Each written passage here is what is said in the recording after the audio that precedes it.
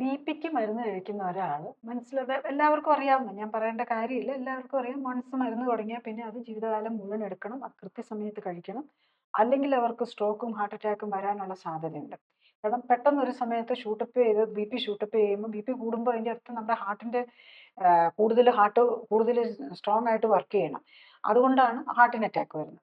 പിന്നെ ബ്രെയിനിൽ സ്ട്രോക്കാണ് പിന്നെ അടുത്തതായിട്ട് വരുന്നത്. ബ്രെയിനിൽ സ്ട്രോക്ക് അതാണ് 2 എമർജൻസീസ് വരുന്നത്. അതായത് ബിപി കൂടിയാൽ എന്ത് പ്രശ്നം വരും എന്ന് പറയുമ്പോൾ നമ്മളെപ്പോഴും എമർജൻസി വന്നൊരു എൻഡ് സ്റ്റേജ് എത്തും നമ്മളെ ബുദ്ധിമുട്ടുണ്ടാക്കുന്ന അവസ്ഥയിൽ മാത്രമാണ് നമ്മളെപ്പോഴും ട്രീറ്റ്മെൻറ്റിന് റെഡിയാക്കുന്നത്.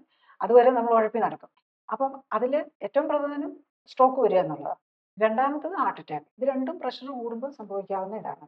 അപ്പം അതിലേക്ക് പോകാതെ നമ്മൾ രക്തക്കുഴലുകൾക്ക് ഡാമേജ് വരുത്താതെ നിൽക്കുക എന്നുള്ളതാണ് ചെയ്യേണ്ടത്.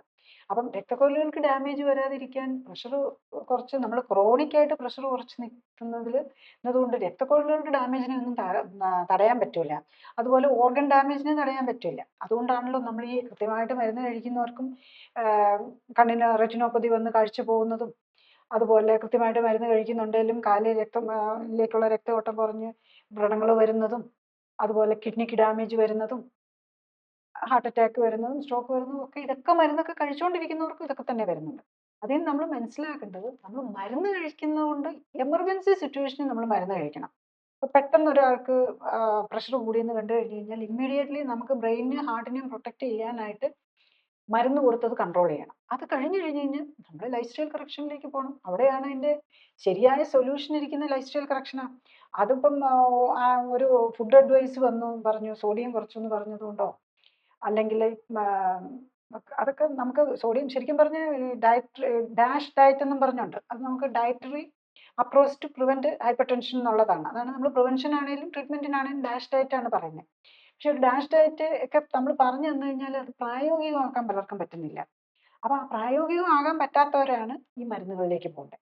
അങ്ങനെയുള്ളവർക്കാണ് നമ്മളൊരു സ്ട്രക്ചേർഡ് ആയിട്ട് ക്ലിനിക്കലി സപ്പോർട്ടോടെ ലൈഫ് സ്റ്റൈൽ കറക്ഷൻ എടുത്ത് മോണിറ്ററിങ് കൂടി ഈ മരുന്നുകളെല്ലാം കുറച്ച് നമ്മൾ നിർത്തി നമ്മൾ പിന്നെ അത് സ്വയം മാനേജ് ചെയ്യാനായിട്ട് പഠിക്കുകയും ചെയ്യുക എന്നുള്ളതാണ് ഇതിനകത്ത് ചെയ്യേണ്ടത്. ഒരിക്കലും മരുന്ന് കൊണ്ട് നമ്മൾ ഫ്യൂച്ചറിൽ വരാവുന്ന കോംപ്ലിക്കേഷനോ ഓർഗൻ ഡാമേജോ ലോങ് ടൈം ഉള്ളതിന് വരുന്നില്ല. പക്ഷെ ഷോർട്ട് ടൈം ഉള്ളതിന് ഭയങ്കര ബെനിഫിഷ്യലാണ്. ഷോർട്ട് ടൈം പെട്ടെന്ന് നമ്മുടെ പ്രഷർ ഒരു 200 110 ആ റേഞ്ചിലേക്കൊക്കെ വന്നു കഴിഞ്ഞാൽ നമുക്ക് വരാനുള്ള ഒരു ബ്രെയിൻ രക്തക്കുഴലുകൾ പൊട്ടി ബ്ലീഡിങ് വരാനോ ഹാർട്ടിന് അറ്റാക്ക് വരാനോ ഒക്കെയുള്ള സാഹചര്യങ്ങൾ കുറയ്ക്കും. പക്ഷെ ലോങ് ടൈം അതിന് അത്ര ബെനിഫിറ്റ് വരുന്നില്ല. അവിടെയാണ് ലൈഫ് സ്റ്റൈൽ കറക്ഷൻ്റെ ഇമ്പോർട്ടൻസ്. കൂടുതൽ അറിയാൻ ലിങ്ക് ക്ലിക്ക് ചെയ്യുക. കൂടുതൽ വീഡിയോകൾക്കായി സബ്സ്ക്രൈബ് ബട്ടൺ അമർത്തുക.